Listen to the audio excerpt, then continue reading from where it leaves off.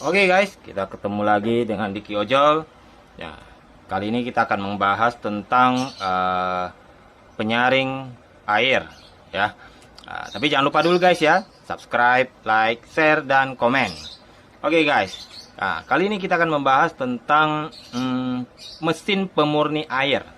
Ya, sebenarnya bukan penyaring air, dia pemurni karena ini beda dengan air saring biasa, mesin-mesin penyaring air biasa, karena dia ini reverse osmosis, jadi osmosis terbalik ya prosesnya. Kenapa disebut terbalik? Saya kurang tahu juga ya, karena itu memang istilahnya, istilah teknologinya ya. Nah, kenapa disebut penyaring pemurni air? Karena air yang dihasilkan dari mesin reverse osmosis ini, atau biasa disebut RO ya, itu airnya adalah air murni ya. Jadi beda dengan air mineral ya. Air minum itu ada beberapa tahapan ya. Yang ada air mineral. Air mineral itu ya berarti di dalam air itu masih terdapat cukup besar nilai dari kandungan terendap ya, artinya mineralnya ya, itu semua disebut mineral ya, kalsium lah, fosfor lah, kalium apalah semuanya, itu jenis mineral banyak. Nah, itu kandungannya cukup tinggi untuk air mineral, bukan berarti tidak bagus ya, itu memang airnya seperti itu. Kalau air murni ini kandungan mineralnya itu akan sangat rendah sekali. Bahkan untuk beberapa merek air minum itu dengan ukuran TDS ya, kita mengukurnya dengan TDS meter ya. TDS meter ini satuannya ppm. Jadi kandungan mineralnya itu bisa sampai hanya 1 ppm, sangat rendah ya. Kalau untuk mesin olahan ini tergantung air bakunya. Jadi air baku artinya sumber airnya ya. Kalau sumber airnya misalnya dari air laut kan sangat tinggi sekali, itu tidak akan tercapai sampai segitu rendah, 2 atau di bawah 10 lah ya, tidak bisa. Bahkan akan cepat merusak. Dengan mesin seperti ini tidak bisa ya. Bisa keluar air tapi ya filter membrannya langsung rusak. Jadi itu bisa dengan mesin yang lebih besar, itu bisa.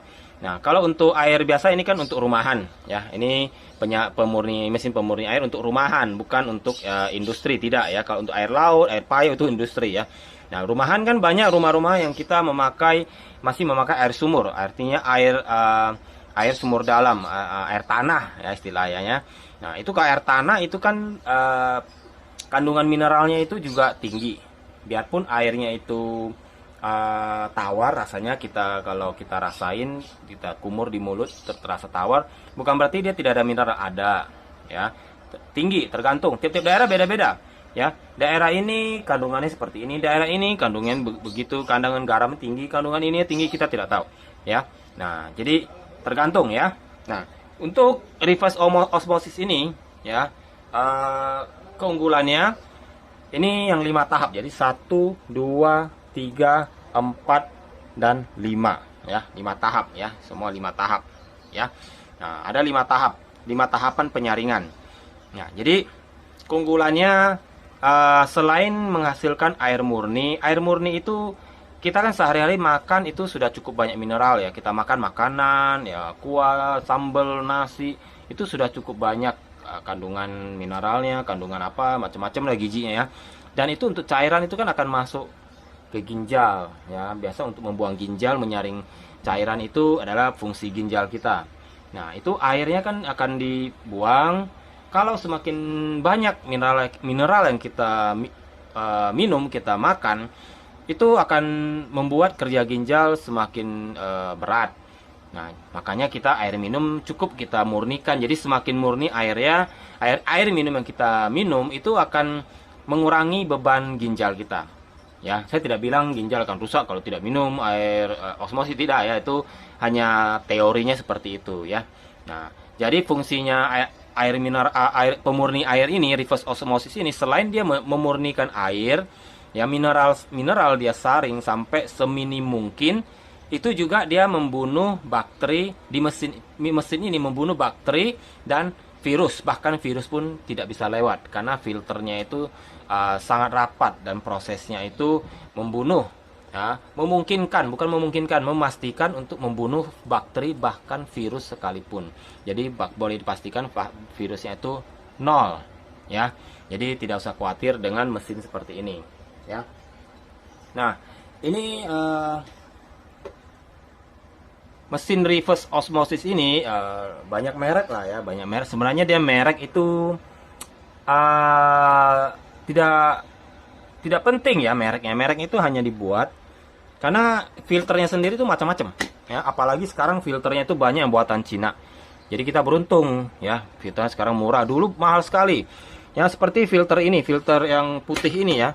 Filter yang putih ini itu dulu harganya saja satu ini itu 25.000. Satu 25.000. Padahal ini yang paling cepat kotor. Ya. Bahkan jauh-jauh beberapa tahun yang lalu ya, 10 tahun yang lalu tuh harganya bisa 30.000 ya, mahal sekali ya. Nah, sekarang ada keluaran Cina, bahkan keluaran lokal ya, keluaran lokal itu harganya sekarang ini cuma 6.000. Jadi murah sekali. Kualitasnya tidak jauh berbeda ya. Jangan kirain itu wah 40.000 jadi beda sekali. Tidak guys ya, tidak. Ya, tidak jauh berbeda. Ya, karena teknologi bahannya sudah sama dulu karena belum banyak yang memproduksi ya. Jadi masih impor dari Amerika, ya, Jepang. Jadi jelas harganya pasti mahal. Ya, kita tahu produk Amerika dan Jepang kan produknya pertama tuh pasti mahal. Nah, setelah banyak yang memproduksi pasti harganya turun. Seperti itu, ya. Nah, guys, jadi ya setelah dari yang pertama ini ya, air akan masuk ke saringan yang kedua ya. Yang ini saringan kedua ya. Ini saringan kedua ini ya, yaitu karbon padat ya, karbon padat ya. Ini dia nggak ada suara tuh, padat. Jadi dalam memang dia karbon padat dibentuk selongsong begini baru dikasih jaring. Nah, jadilah dia. Jadi fungsi karbon padat ini untuk menyaring, membunuh ya, karena karbon itu kan activated carbon ya, di sini dipakai ya.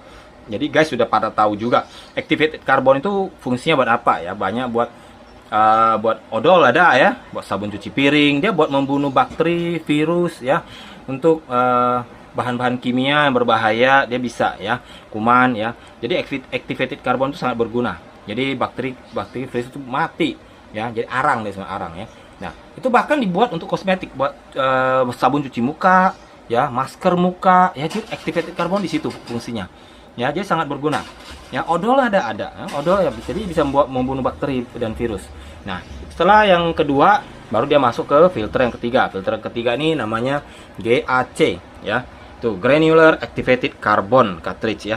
Fungsinya untuk ini ya. Jadi untuk membunuh juga sama seperti cuman tuh guys, dengar ya. Ya seperti dalam ada pasir. Memang dia dibentuknya pasir. Jadi pasir karbon. Sebenarnya sama dengan ini, karbon juga, activated carbon. Cuma dia fungsinya bentuknya pasir, dibentuk seperti pasir, baru dimasukin dalam ya. Fungsinya nggak jauh beda dengan ini.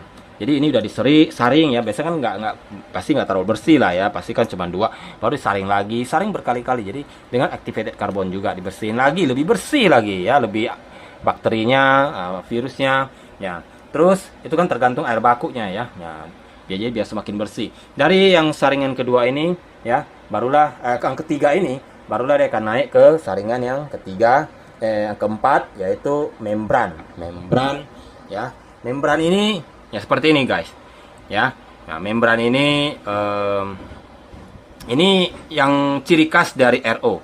Jadi kalau tidak ada membran, filter membran ini berarti bukan RO. Jadi RO itu ciri khasnya ada membran RO. Jadi dia membran ini modelnya bentuk lembaran panjang gitu ya. Panjang ada 3 lapis ya. Jadi digulung sampai jadi seperti ini.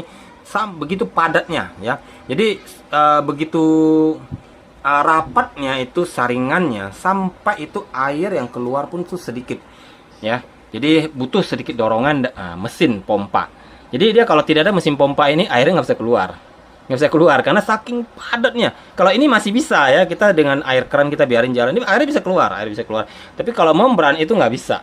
Dia harus bantuan dengan pompa boosternya ya. Jadi pompa booster kecil ini dia untuk membantu mendorong air yang sudah saring dari yang ketiga ini, mendorong masuk ke dalam membran. Kalau nggak dia nggak bisa ya. Jadi dia dorong masuk supaya memaksakan airnya sedikit. Nah, itu juga ada tekanannya sesuai dengan aturannya ya, 50 GPD. Ini kan 50 GPD ya. Jadi tidak bisa sembarangan ya. Jadi dorong keluar, barulah itu nanti virus, bakteri benar-benar tersaring ya. Nah, jadi nggak usah khawatir kalau ada virus yang nggak ada guys ya. Itu air bebas bebas ya, bebas minum ya, bersih. Jadi virus E. coli itu kan sangat kecil ya.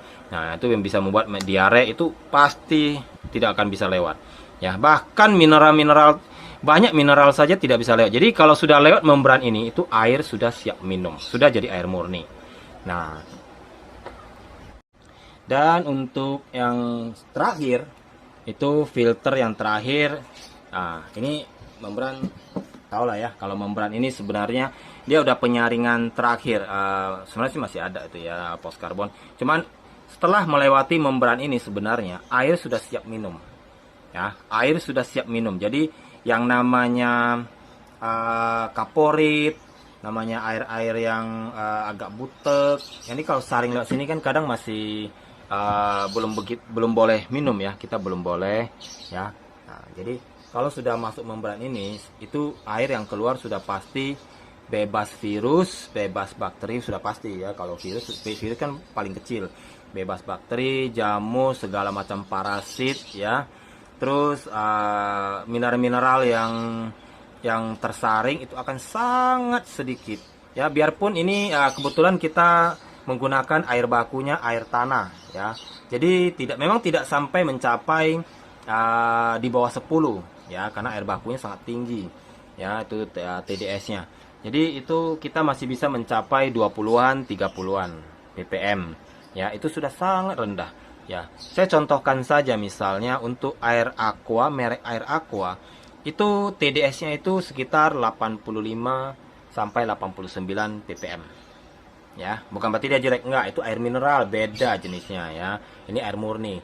Nah, kalau untuk air yang produksi dari mesin kita ini, karena air bakunya kan air tanah ya, biarpun jernih tapi kelihatannya ya, Anda lihat saja ya, kelihatan jernih ya. Ini air bakunya bening, bersih. Tapi ya kalau pas dicek dengan TDS meternya itu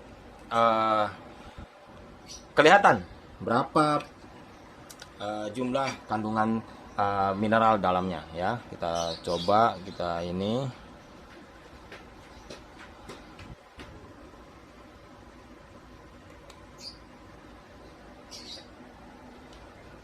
Anda lihat nih guys ya, itu tuh 735 ppm ya. Ini selama ini ppm ini TDS ini di atas 200 itu air tidak layak minum.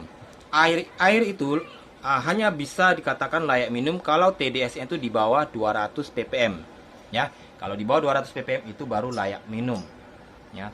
Nah, kalau untuk air baku air tanah memang ini tidak pasti ya, dia naik turun tergantung ya. Kadang pernah saya cek itu sampai 1000 ya, 1000. Jadi ada kadang dia memang 600-an, 700-an, 900-an, 1000. Jadi air tanah itu seperti itu ya. Jadi memang agak tinggi, kecuali air pump. Kalau air pump itu rendah ya, air pump itu hanya sekitar 100-an, kadang 200-an ya.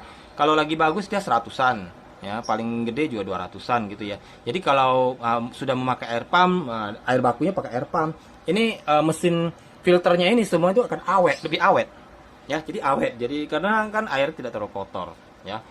Jadi yang paling disaring juga bakteri, virus ya, jamur-jamur kecil ya. Terus untuk kandungan mineralnya juga dia nggak terlalu berat, jadi kecil, jadi lebih awet lah filternya. Kalau yang air tanah kan dia lebih lama, lebih cepat ganti filternya. Jadi fungsinya di situ ya. Kalau membran ya, kalau membran ini lewat, biasanya TDS-nya itu sudah sangat turun, sudah sekitar seperti ini, mungkin sekitar 30-an udah turun, udah layak minum. Nah, terus apa fungsinya yang terakhir, yaitu post karbon yang paling atas ini, post karbon. Nah, post karbon ini fungsinya buat apa ya? Post karbon ini fungsinya dia untuk menyaring. Jadi karbon, tuh karbon, pasir karbon, hampir sama dengan GAC ini ya. Nah, dia post karbon. Kenapa? Ini untuk terakhir kalinya. Jadi dia fungsinya, nah guys lihat ya, chlorine taste and odor reduction. Jadi dia post karbon ini biasa disebut CTO juga ya. Nah, jadi dia fungsinya untuk rasa. Dia lebih ke rasa. Jadi biasa kalau air yang keluar dari membran itu airnya seperti biasa ya, seperti air minum gitu. Tapi kalau sudah melewati post karbon ya, sudah melewati post karbon, air tuh keluar. Nah, itu airnya terasa lebih seger ya, lebih tawar gitu ya. Guys, mungkin kalau pengen coba, guys boleh coba beli air RO dengan air minum air mineral merek apa aja ya, guys, coba taste rasanya. Nah, itu agak pasti terasa ya, bedanya terasa. Nah, mau kalau mungkin guys tidak tahu cari di mana air RO di mana ya, kok saya susah, banyak yang memang jarang ya yang ada tempat-tempat untuk penjualan air isi ulang itu ya, air RO jarang, sangat jarang sekali. Ada satu dua tapi sangat jarang ya, lagian juga lebih mahal ya air RO. Nah, sangat jarang. Nah, beli saja yang merek air mineral, air botolan ya, yang merek Amidis ya. Ini ya guys, merek Amidis dan Rivero ya. Yang saat ini yang ada itu merek Amidis dan merek Rivero. Jadi guys boleh beli dan minum dengan, kalau air botolan yang mineral merek apa aja lah, mau Fit, Aqua, apa saja. Nah guys, bandingin minum rasanya. Nah, itu yang fungsi dari post karbon itu. Jadi dia fungsinya untuk rasanya. Jadi rasanya itu ciri khasnya dari air murni itu beda. Ya, keluaran dari reverse osmosis. Nanti guys bisa coba, pasti terasa, pasti saya jamin. Ya. Nah, kalau Amidis kan gampang ya, banyak di mana-mana jual supermarket ya. Nah, kalau Rivero sekarang agak jarang ya. Nah, jadi itu fungsi dari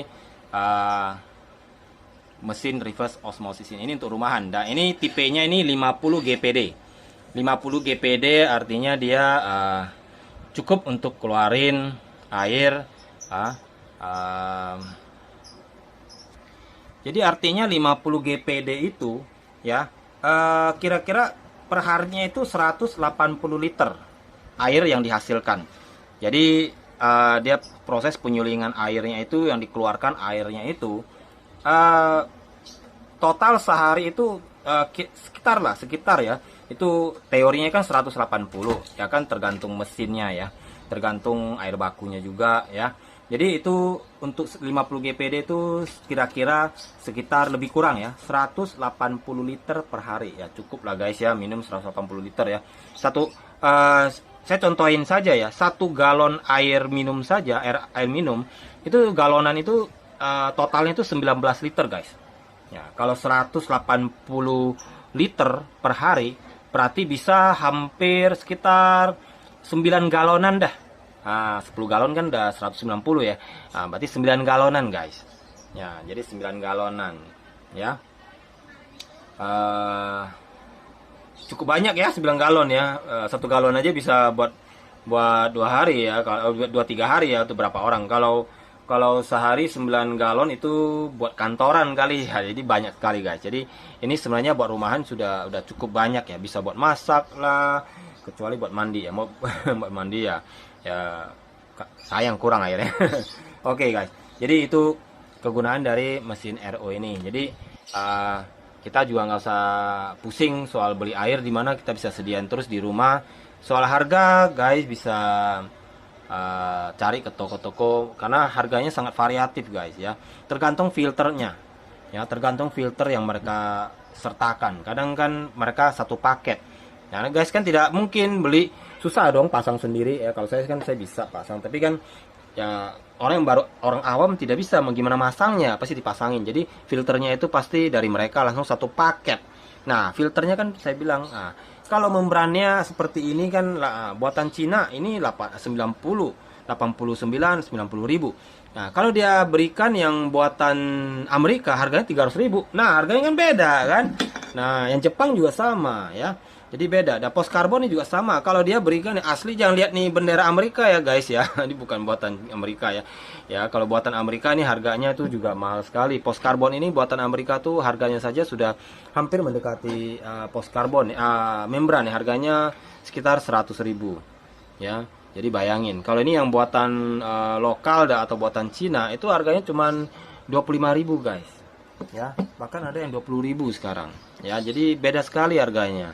Ya, nah paling untuk mesin, mesin pompa ini rata-rata dari Taiwan, ya dari Taiwan, dan selangnya juga ini semua harganya sama lah ya.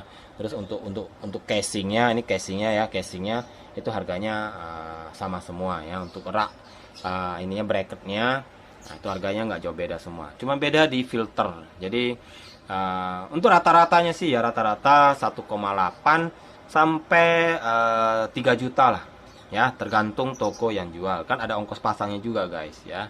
Jadi boleh coba ya. Dan untuk masalah listrik nggak usah pusing guys ya.